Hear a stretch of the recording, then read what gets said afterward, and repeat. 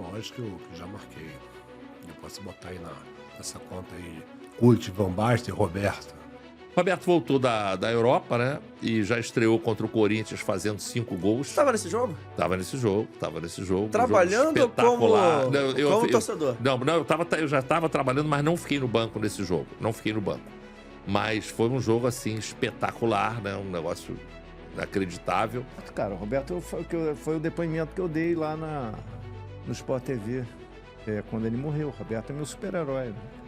Roberto tem muita importância na minha vida. Em 91 eu tive umas 2 ou 3 participações. Em 92 eu já cheguei no profissional e não era titular. Já comecei entrando aqui, ali.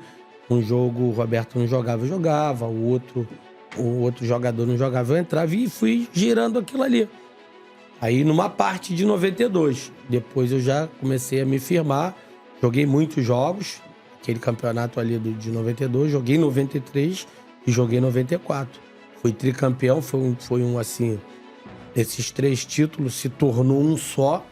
Na época o Vasco buscava muito esse título e nós conseguimos com todas as dificuldades, principalmente no tricampeonato. E me deu muitas alegrias. Então, um peso gigantesco na minha vida. Gigantesco. Tanto que quando eu tinha 9 anos, eu falava sério, pô, mãe, me falava pra minha mãe, meu nome podia ser Roberto, né? Um nome bonito. Já era Paulo Roberto. Só que ele já era um jogador mais velho, já estava encerrando carreira. Eu não tive um tempo de pegar ele na plenitude do futebol.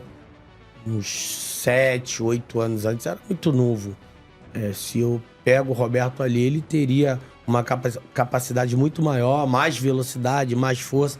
Ali ele já estava mais coroa, mais lento e tal, mas o talento inegável. E os números não tinha como não mostrar a grandiosidade que ele tinha. Roberto, sem dúvida que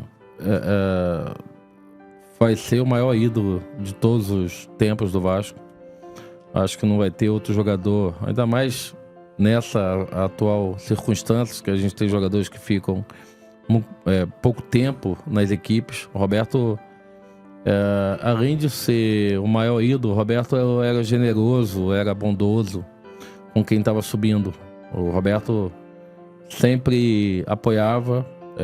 Eu, particularmente, nunca tive problema nenhum dele chamar atenção, nem de mim, nem de ninguém. Geralmente, quando ele queria chamar a atenção, ele chamava de forma bem sutil e bem tranquila.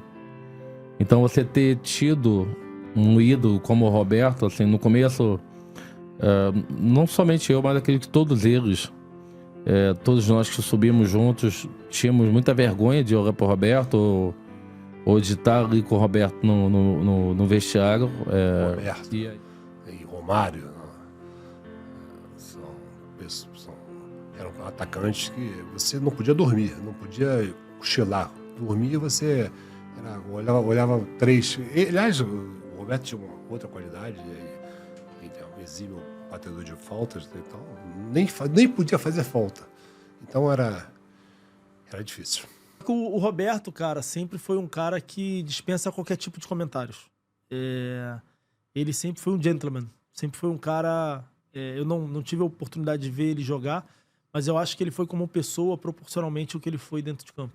E aí eu joguei de 87 até 92 com ele. 92 foi o último ano dele, porque na verdade o Campeonato Carioca era antes do Campeonato Brasileiro.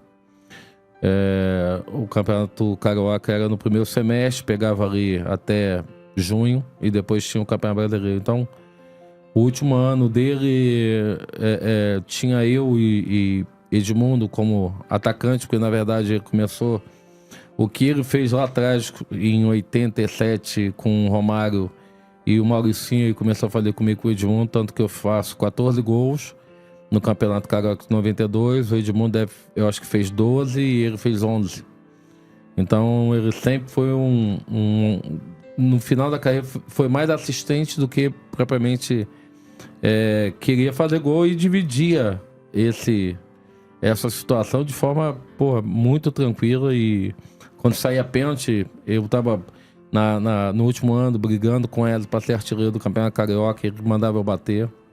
Então, assim, eu tenho uma gratidão muito grande pelo Roberto, porque não somente eu ter me firmado como profissional, ter me firmado como um bom jogador no Vasco, sem dúvida nenhuma que teve uma participação muito especial e muito grande dele.